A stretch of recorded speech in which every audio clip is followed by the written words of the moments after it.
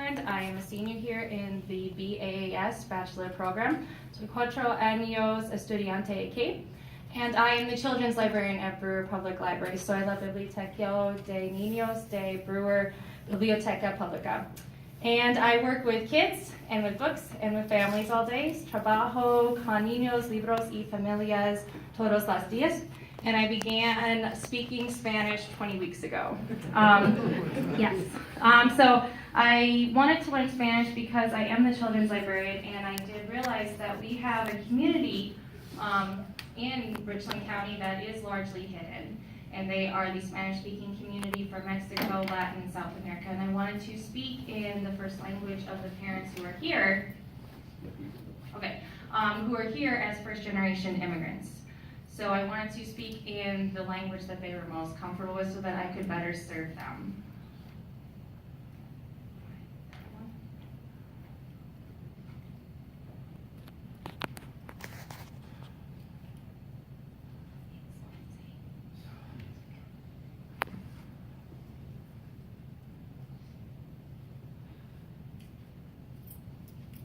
Excelente. Gracias. Okay, so I realized just through observation that we did seem to have a fairly large Spanish-speaking population in this community, but I didn't know how many there were, and I noticed that very few of them were actually coming into the public library. And this was a problem I was realizing on several different levels after just talking to some of the Spanish-speaking parents. We believe that the public libraries are an institution, they are a force in our communities because they provide our residents access to ideas in a way that they would not have otherwise. So you come into the library, you are freely able to check out books or use computers, use language resources. These things we provide all of our community members. So to see a demographic that isn't able to take advantage of that for whatever reason was really, really concerning. But more than that, just even talking to Spanish-speaking parents who have since learned English, and they were telling me that when they first came here, they weren't able to bring children's books in Spanish, and so they didn't really know what they were supposed to do. Were they supposed to read to their children? Well, they didn't really have children's books. And they didn't want their children to have a Spanish accent, so they didn't know, well, should I talk to my child in Spanish? So there was an awful lot of confusion about that, and so these kids, unfortunately, were going into school not having the experience of being read to, not having the experience of having their parents talk to them, not having that vocabulary exposure. And so these kids were going into school really far behind, no fault of anyone. The parents wanted to help, they just didn't understand how to do that. And of course we know that reading to children is one of the most important things that you can do so that they can be successful in school. I think it's in 3rd grade if they're behind, they're going to be behind in 9th grade. And that is really something quite serious. So getting that early education, just that reading to children is something that is the most important. So to see a demographic in our community that's living here and working here whose children are really being disenfranchised was something that I wanted to find out more about and see if we could develop some kind of a plan so that we could do a better job as librarians. So I began a formal needs assessment for the public library. So I wanted to find out more about the Hispanic population, Hispanic, Latino, and Spanish speaking. I wanted to find out what community partners we had here in Richland Center, Richland County, so that we don't reinvent the wheel. If Southwest Tech is offering English language classes, maybe the library doesn't have to, maybe we can partner with them and join forces. I wanted to identify community gatekeepers within the Spanish-speaking community. So who are the people that everybody knows and trusts? And it's those people that I need to find and come in contact with if I want to talk about the public library and what we have to offer. And finally, I wanted to hear stories. So just gather information about this community. I knew next to nothing about them, which is something that is quite sad. So I wanted to find out where they're coming from and most importantly, why they chose Richland County to come from. Think about that. They're coming halfway across the world. Would you come here if you had anywhere else to pick? And yet they did. And what I heard over and over again was that yes, they picked here and they're going to stay here. They could leave, but they're not.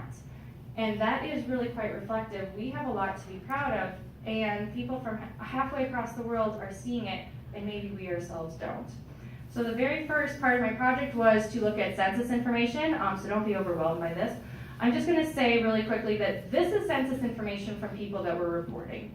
So anyone who was here that had any questions about the residency probably did not fill out the census in 2010 or even in 2000. So this is just the people who felt comfortable enough to fill out that census information. So looking at Richland County in 2010, so that was our latest census, 2% or 350 people identified themselves for Hispanic and Latino. And in Richland Center, 3.3% of our residents are Hispanic or Latino. And then to compare that, obviously, the most large race demographic is white, and that is 96.1%. Going back to 2000, 0.9% of respondents, 47, identified themselves as Hispanic or Latino, and so that is countywide. So just to show you, in 2000, 0.9%, 10 years later, that jumps to 2%. So there's been a 1.1 formal percent increase, but that's just the people who felt comfortable enough to report those numbers. The actual number is significantly higher. So we went from 47 individual people to 350 in 10 years. And then looking at statewide, in 2010, total Wisconsin population is over 5 million, and 6.6% identified themselves as Hispanic or Latino. And so just going into the summary, in the past 10 years, Wisconsin has seen a 3% increase for this population. From what I understand, it is one of the fastest growing minority groups here in the state and in the nation. And so as a public library, we have an obligation to serve them and to find out what their needs are so that we can better offer them resources that they can take advantage of to improve the quality of life for themselves, their children, and their families, because that is our mission. So here's Brewer Public Library. This is obviously where I work every day with children and families and books.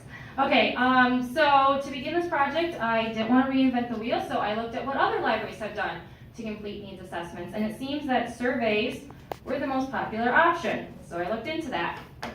And before I begin, I want you guys to think about the surveys that you have been asked to take.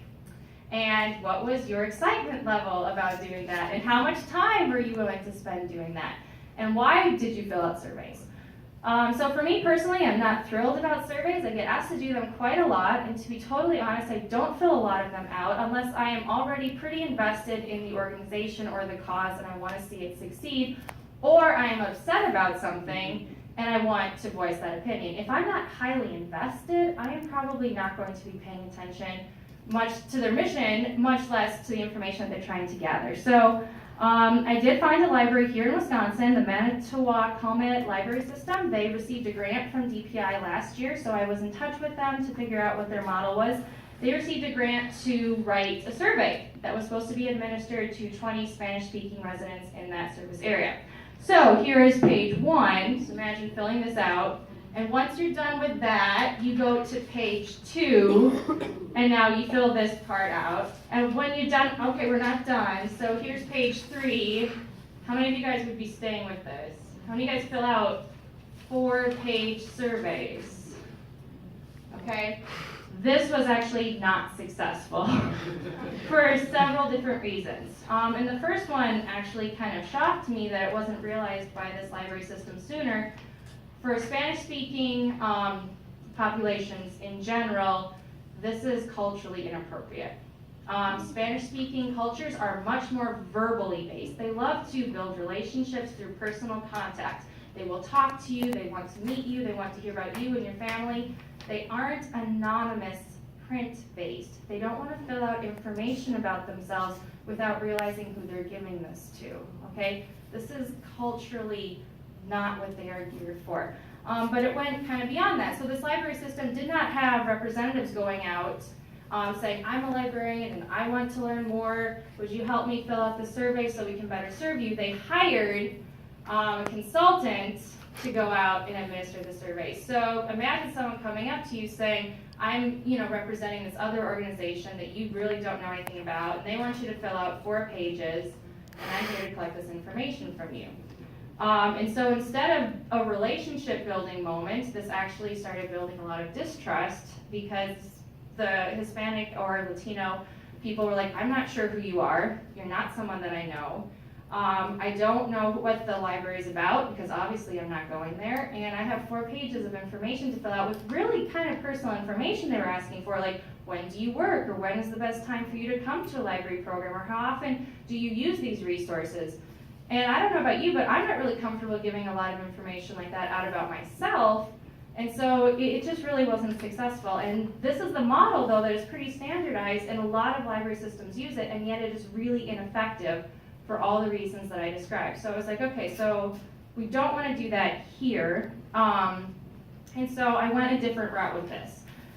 So I needed to gather information about how our library can better serve this population, but I decided to combine two goals. I needed to compile information to learn more about this demographic, and I also needed to build relationships within the Spanish-speaking community.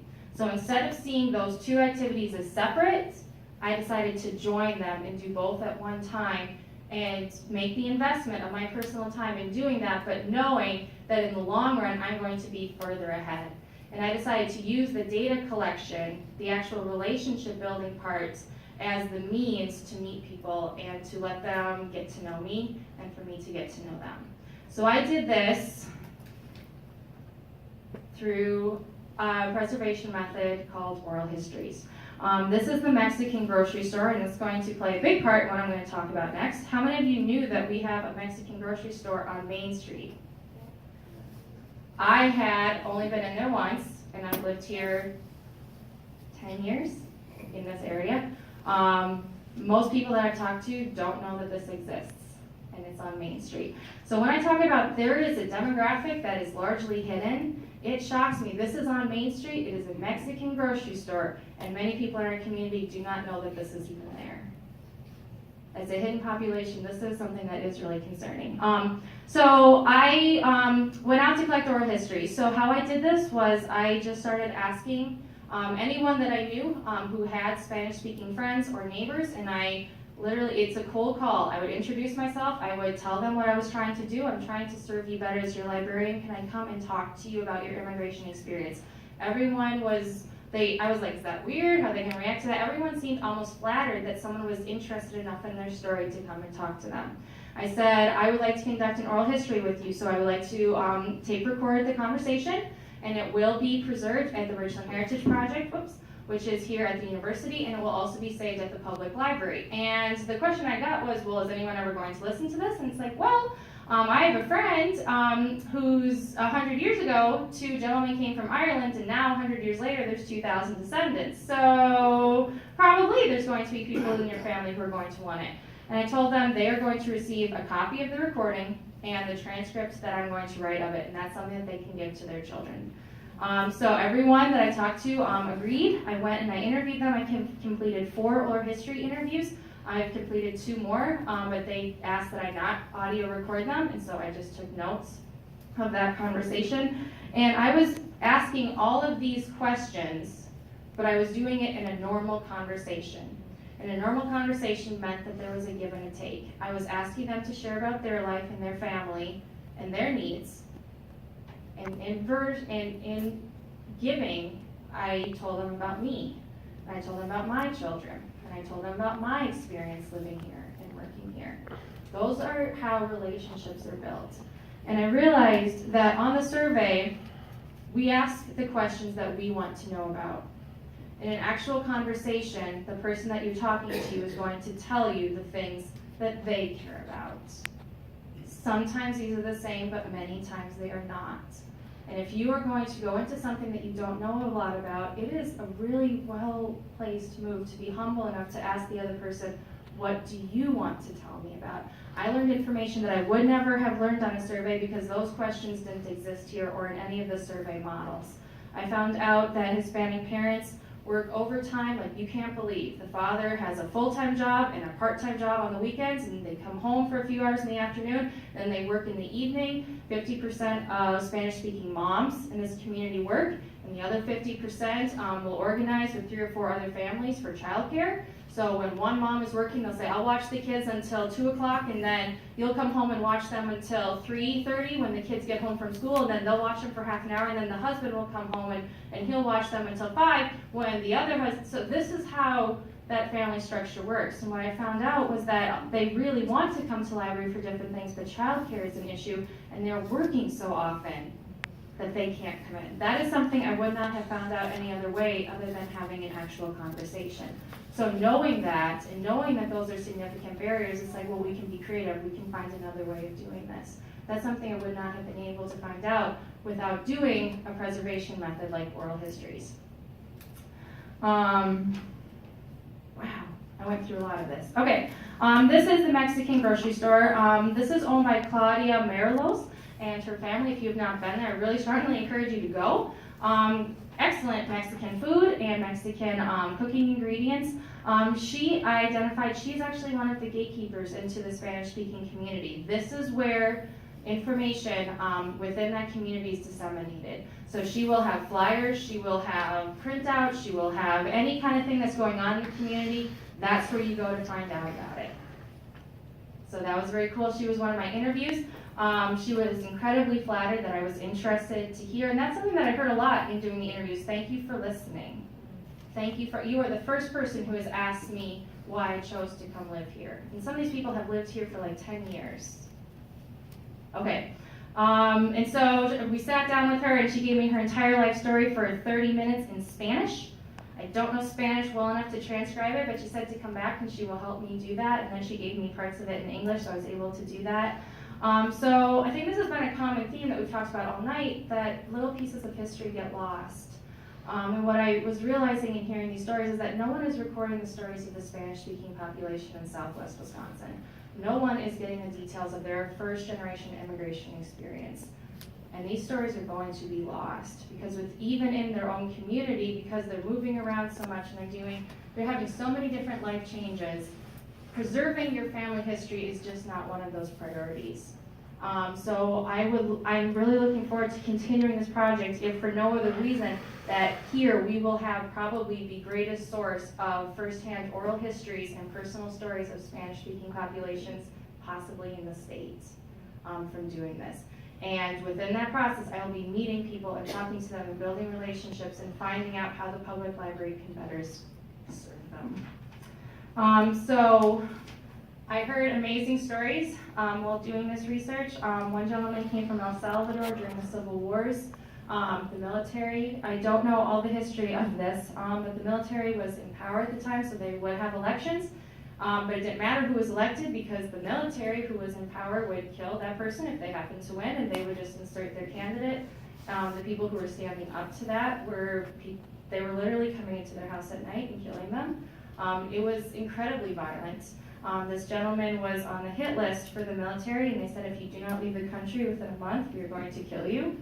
He left, he came to California and has ended up here in Richland Center. He has an amazing story. I talked to a woman who was working in a tourist town in southern Mexico, and she met a man from Richland Center who was vacationing there, and they fell in love. She got married. She waited for 6 months to receive her papers, and her husband drove her from southern Mexico all the way to Richland Center. And she is still here. I talked to Claudia, who owns that grocery store. She told me about how she came from Mexico. She lived in the district where the monarch butterflies in Wisconsin fly in the winter. And she said, you look out and everything is orange and black. It's where all the monarch butterflies go. And so now she is here. So amazing stories that I would have no idea about, and that should be told and that should be preserved. So that is what we're doing now. I will be completing my formal needs assessment in the spring. So I'll be compiling all of the information, all of the interviews, all of the transcripts, finding out any comments that are kind of outliers, putting together any comments that seem to build a consensus, and then making a plan for the public library of how we can best serve this population. I have written a grant to the Department of Public Instruction, so the same people that received money for doing this, I wrote a grant telling them about the oral history project. So hopefully we'll be able to receive funding for that. And if we do receive that grant, we will be able, hopefully, to receive funding in the years after that, because we'll be building on those relationships and all that information I was able to find out. And so our programs will hopefully be able to pinpoint exactly where needs are so that we are not wasting resources. We're actually putting it where it can be helpful. So we are all looking forward to that. I think that's what I have. I guess the main theme that I had from the whole project was that I started realizing that it is investing in relationships that produces change. And I don't think that's just for my project, I think that's for anything. If we want to see change, we have to invest in relationships to see that happen. Does anyone have any questions? Yes.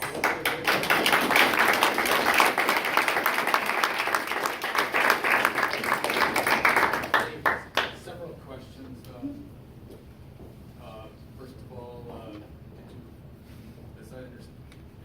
understanding the right that these people that, many of these people, not being judgmental or critical, I'm just kind of curious, that a lot of these people came here because they fled, looking for their lives, or they just.